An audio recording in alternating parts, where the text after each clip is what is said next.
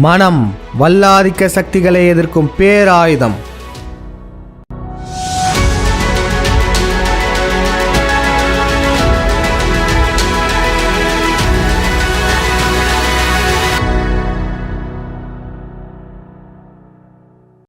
ஒரு பழமொழி ஒன்று சொல்லுவாங்க, பசியால் வாடுறவங்களுக்கு நம்ம மீன் பிடிச்சு கொடுத்தோன்னா அவங்களுக்கு அது ஒரு நாள் உணவாக தான் இருக்கும்.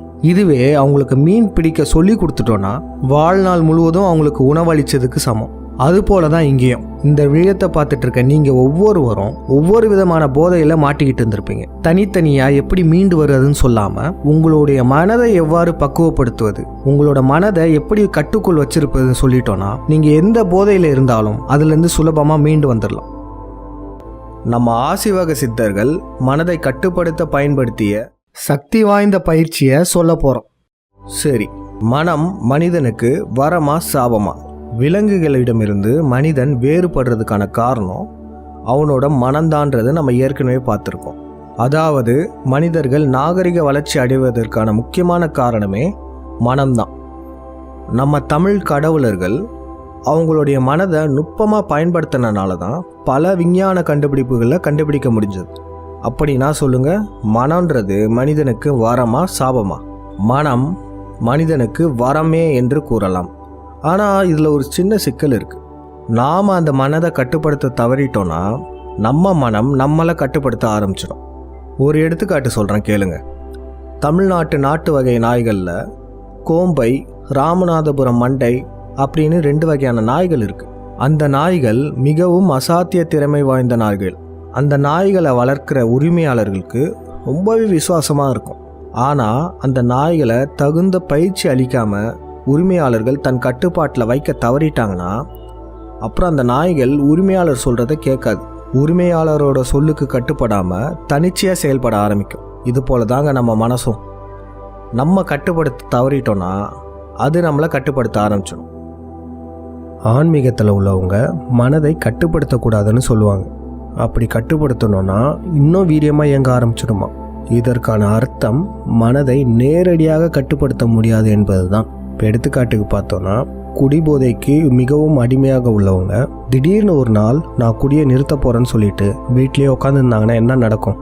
சரியாக அவங்க தினமும் குடிக்க வேண்டிய நேரத்தில் அவங்களோட கை காலெலாம் நடுங்க ஆரம்பிக்கும், தலைவலி வர ஆரம்பிக்கும், பைத்தியமே பிடிக்கிற மாதிரி ஆயிரும். இதுதாங்க, மனதை நேரடியாக கட்டுப்படுத்த நினைச்சோன்னா மனம் நமக்கு எதிராக இன்னும் வீரியமாக செயல்பட ஆரம்பிச்சிடும். அப்போ இதற்கான வழி தான் என்ன? மனதை வைத்தே மனதை பழக்கப்படுத்தணும்னு வச்சுக்கோங்களேன். கொஞ்சம் கொஞ்சமாக மனம் நம்ம கட்டுப்பாட்டுக்கு வந்துடும். இதை தெரிஞ்சுக்கிறது முன்னாடி மனதோட வகைகளில் பார்த்துடலாம். நம்ம எல்லாரும் ஒரு மனம்தான் இயங்கிட்டு இருக்கு அப்படின்னு நினச்சிட்டு இருப்போம். ஆமாங்க, ஒரு மனம்தான் இயங்கிட்டு இருக்கு. ஆனால் அந்த ஒரு மனமே 2 வகையாக இயங்கிட்டு இருக்கு. நோக்கும் மனம், அலையும் மனம். இப்போ நான் சொன்ன பேரை வச்சு உங்களுக்கு ஓரளவு புரிஞ்சிருக்கும். நாம் ஒரு விடயத்தை கவனிக்கிறோன்னு வச்சுக்கோங்களேன். அந்த கவனிக்கிறதுக்கு உதவுறது தான் நோக்கு மனம். இந்த மனம் நம்ம கட்டுப்பாட்டிலே தான் இருக்கும். இது மூலிமா நமக்கு எந்தவித பிரச்சனையும் இல்லை. ஆனால் அந்த அலையும் மனம் சொன்ன பார்த்தீங்களா, அந்த மனம்தான் சுயமாக எண்ணங்களை உருவாக்கிக்கிட்டே இருக்க மனம். நம்ம நினைக்கிறோமோ நினைக்கலையோ அது பாட்டுக்கு எண்ணங்களை உருவாக்கிக்கிட்டே இருக்கும். நம்ம நிறுத்துன்னு சொன்னால் கூட அது கேட்காது. இப்படி தாங்க ஒரே மனம் 2 வகையாக இயங்கிட்டு இருக்கு. சரி, மீண்டும் நம்ம தலைப்புக்கு வரலாம். நம் மனதை வைத்தே நம் மனதை எவ்வாறு பழக்கப்படுத்தி நம் கட்டுக்குள் வைத்திருப்பது. இதுக்கு ஒரு சிறந்த எடுத்துக்காட்டா ஒரு கதை ஒன்று சொல்கிறேன். ஊருக்குள்ள ஒரு காட்டு யானை புகுந்துருச்சு. அந்த காட்டு யானையை நேருக்கு நேர் நின்று அடக்க போகிறேன்னு சொல்லிட்டு ஒருத்தர் அந்த காட்டு யானை முன்னாடி போய் நின்னார். அந்த யானை என்ன பண்ணுச்சு? அவர் நல்லா தூக்கி எரிஞ்சிருச்சு. ஆனால் அதே ஊரில் ஒருத்தர் யானை பாகனா இருக்கார். அவருக்கு நல்லாவே தெரியும் நேரடியாக ஒரு மனிதனால் காட்டு யானையை சமாளிக்க முடியாதுன்னு. அவர் என்ன பண்ணார்னா, அவரிடம் நன்கு பயிற்சி பெற்ற கும்கி யானையை வச்சு அந்த காட்டு யானையை பிடிச்சிட்டார். அந்த காட்டு யானையை பிடிச்சதுக்கப்புறம் தினம் தினம் அதுக்கு பயிற்சி கொடுக்க ஆரம்பித்தார். ஆரம்பத்தில் அவர் சொல் பேச்சை கேட்கல. ஆனால் நாளாக அந்த யானை அவர் சொல் பேச்சை கேட்க ஆரம்பிச்சது. கடைசியில் அந்த யானையும் கும்கி யானையாக மாறிடுச்சு. அதாவது அந்த யானையும் அவர் கட்டுப்பாட்டில் வந்துருச்சு. இந்த கதை உங்களுக்கு புரிஞ்சிருச்சுன்னா உங்களுக்கு மனதோட ரகசியமும் புரிஞ்சிருச்சுன்னு அர்த்தம்.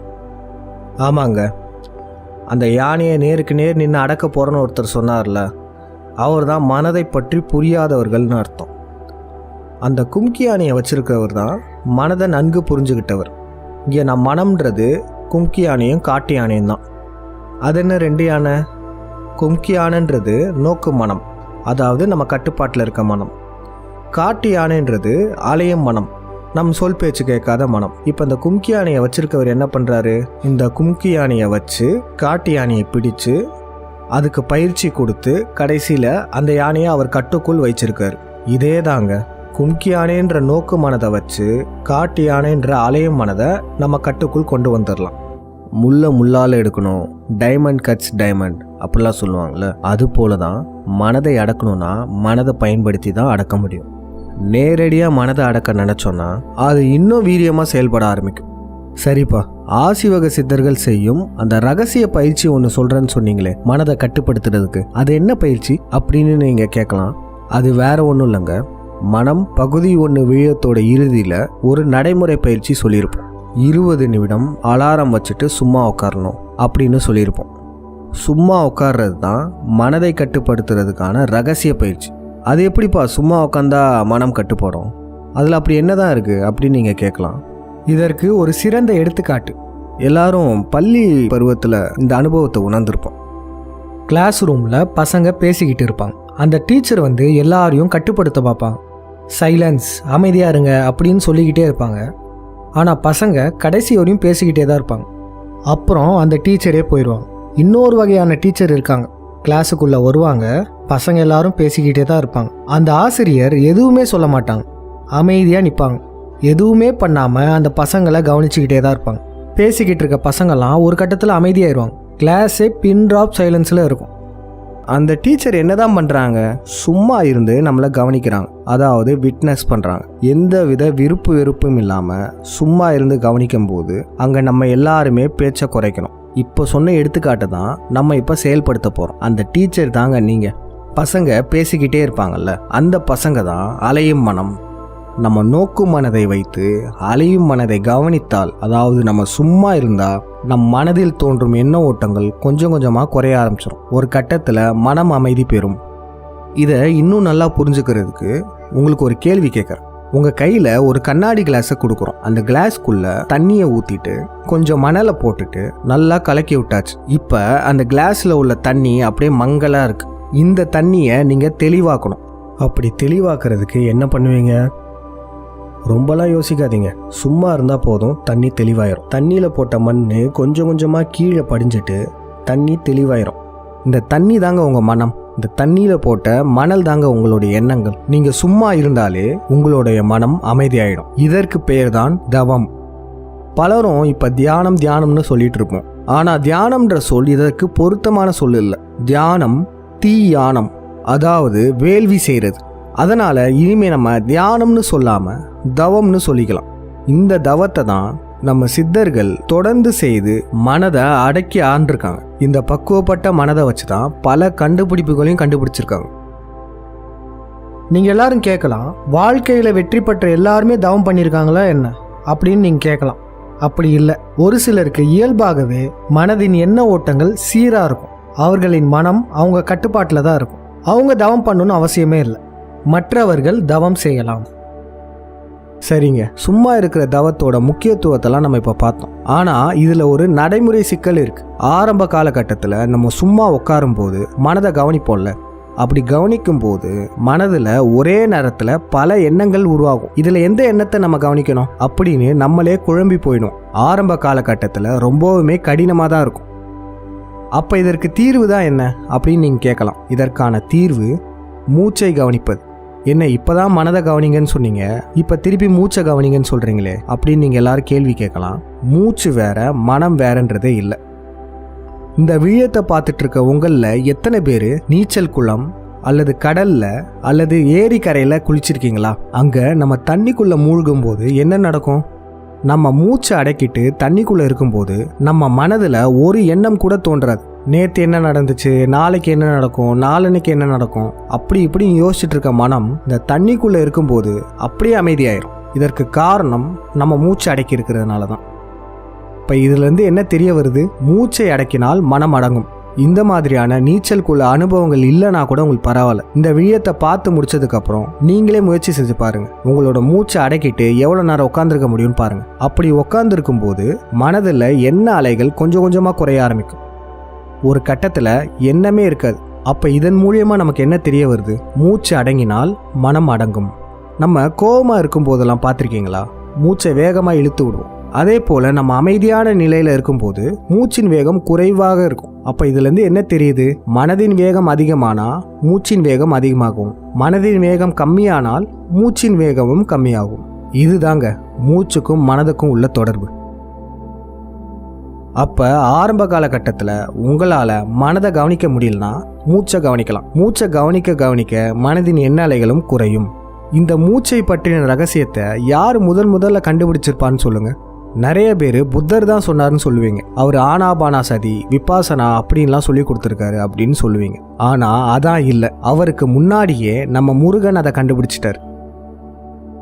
உலகின் முதல் மனோதத்துவ நிபுணரான முருகன் ஆழ்கடல்ல முத்தெடுக்கும் வல்லமை மிக்கவராக இருந்தார். அப்படி ஆழ்கடல்ல மூச்சு அடக்கிட்டு இருக்கும்போது அவருடைய மனமும் அடங்குறத அவர் உணர்றது. இதை வைத்து தான் அவர் மூச்சுக்கும் மனதுக்கும் உள்ள தொடர்பை கண்டுபிடிக்கிறார். முருகன் தான் உலகின் முதல் மனோதத்துவ நிபுணர். இது நம்மள பல பேருக்கு தெரியலனா கூட இலுமினாட்டிகளுக்கு இது நல்லாவே தெரியும்.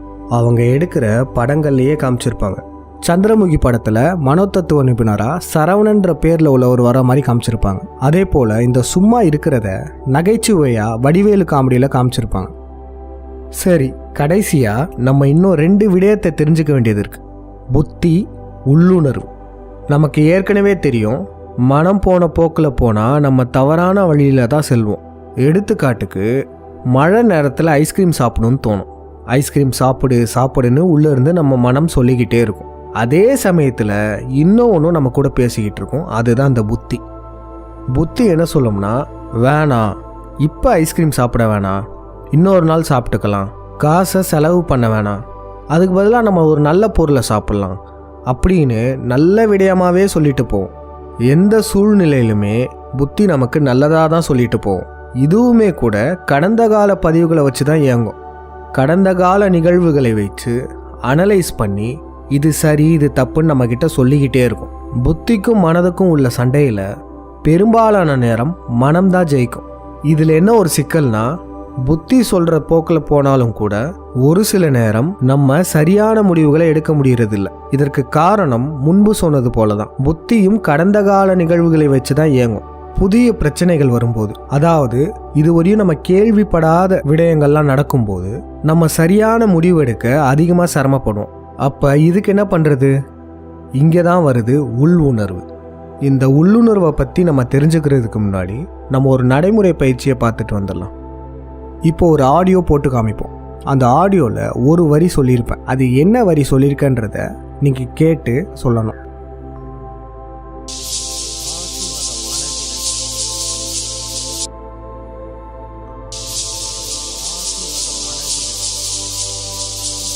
உங்களால் என்ன சொன்னோன்னு கேட்க முடிஞ்சதா? முடியலன்னா அதுக்கு காரணம் என்ன? அதற்கு காரணம் ஆடியோவில் நாய்ஸ் அதிகமாக இருந்தனால தான். சரி, இப்போ அந்த ஆடியோ நாய்ஸை கம்மி பண்ணி போடுறோம். இப்போ உங்களுக்கு கேட்குதான்னு பாருங்க. ஆசி வகை மலர்கிறது. இப்போ எப்படி தெளிவாக கேட்குது? இதிலிருந்து நமக்கு என்ன தெரிய வருதுன்னா, தேவையற்ற இந்த ஆடியோ நாய்ஸை நம்ம கம்மி பண்ணோன்னா உள்ளே பேசுகிறத நம்மளால் கேட்க முடியும். இதே போல தாங்க இந்த உள்ளுணர்வும். தேவையற்ற பல எண்ணங்கள் நம் மனதில் தோன்றிக்கிட்டே இருக்கு. இந்த எண்ணங்கள்லாம் குறைந்து எப்போ நம்ம மனம் அமைதியாகுதோ அப்போ நம்மளுடைய உள்ளுணர்வு சொல்கிறது நமக்கு தெளிவாகவே கேட்கும். இந்த உள்ளுணர்வுன்றது வேற ஒன்றும் இல்லை, இன்ட்யூஷன். இதெல்லாம் கடந்த கால பதிவுகளில் வச்செல்லாம் இயங்காது. உங்களுக்கு ஒரு விடயம் தெரியுமோ தெரியாதோ, இதுக்கு முன்னாடி அந்த விடயத்தை நீங்கள் பார்த்ததே இல்லைனா கூட உங்கள் உள்ளுணர்வு சரியாக சொல்லும். இந்த உள்ளுணர்வுக்கும் யூனிவர்சல் கான்ஷியஸ்க்கும் நேரடி தொடர்பு இருக்குது. இதுக்கு ஒரு எடுத்துக்காட்டு பார்த்தீங்கன்னா, இந்த எடுத்துக்காட்டு உங்கள் வாழ்நாளில் ஒரு வாட்டினாச்சும் அனுபவிச்சிருப்பீங்க. நம்ம ஒருத்தருக்கு ஃபோன் பண்ணணும்னு நினைப்போம், கொஞ்ச நேரத்தில் அவங்க கிட்ட இருந்து ஃபோன் கால் வரும். ஒருத்தரை பார்க்கணுன்னு நினைப்போம், கொஞ்ச நேரத்தில் அவரை பார்ப்போம். இல்லை ஒரு செய்தியை பற்றி ஆராய்ச்சி பண்ணிக்கிட்டே இருப்போம், உடனே அந்த செய்திகள் பற்றின விடயங்கள்லாம் நமக்கு வரும். தூங்கும்போது, தவம் பண்ணும்போதெல்லாம் எதிர்காலம் நமக்கு தெரியும். அதே போல் எதிர்காலத்துலேயும் நடக்கும். ஒரு இடத்துக்கு போகும்போது படபடப்பாக இருக்கும். அதே போல் கொஞ்ச நேரத்தில் எதிர்மறையாக ஏதாச்சும் நடக்கும். இந்த உள்ளுணர்வு எல்லாருக்குமே வேலை செஞ்சுட்டு தான் இருக்குது. நம்ம தான் அதை கவனிக்க மாட்டோம். அதற்கு காரணம் முன்பு சொன்னது போல தான், இந்த ஆடியோ நாய்ஸ் போல் நம்ம மனதில் உள்ள எண்ண அலைகள் அதிகமாக இருக்குது.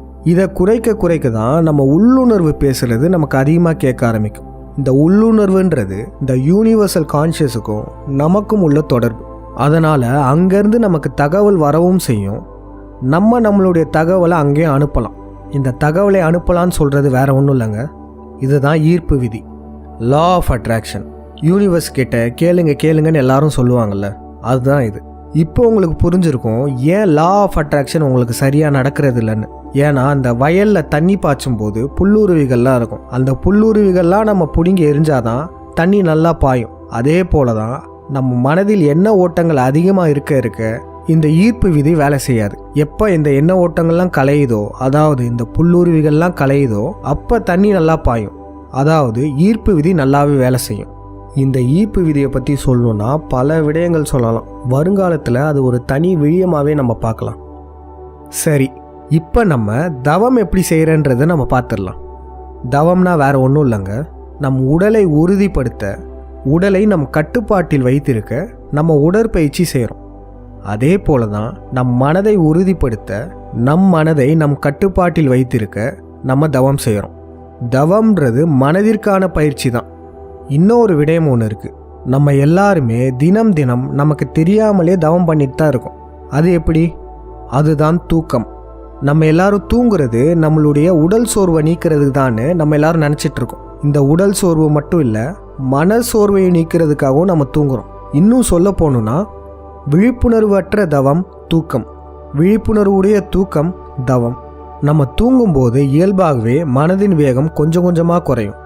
அதாவது மனதில் உள்ள எண்ண ஓட்டங்கள் கொஞ்சம் கொஞ்சமாக குறையும். ஒரு கட்டத்தில் மனம் அமைதியாகும். அப்படி அமைதியாக நம்ம சும்மா இருந்ததுக்கப்புறம் நம்ம விழிக்கும்போது அவ்வளோ புத்துணர்ச்சியாக எந்திரிப்போம். ஆனால் இப்போ பல பேருக்கும் பல பிரச்சனைகள் இருக்குது, பல குழப்பங்கள் இருக்குது வாழ்க்கையில். அதனால் மனதின் எண்ண ஓட்டங்கள் குறையாமையே நம்ம தூங்கிடுவோம். அப்படி மனதின் எண்ண ஓட்டங்கள் குறையாமே நம்ம தூங்குறதுனால தான் நமக்கு கனவு வருது. நமக்கு நிறைவேறாத ஆசைகள்லாம், அதாவது ஆழ் மனதில் பதிந்திருக்க எண்ணங்கள்லாம் நிறைவேறின மாதிரி அந்த கனவுலாம் வரும். தூக்கத்தின் போது மனம் இயங்காமல் இருந்துச்சுன்னா நம்ம எந்திரிக்கும் போது புத்துணர்ச்சியாக எந்திரிப்போம்.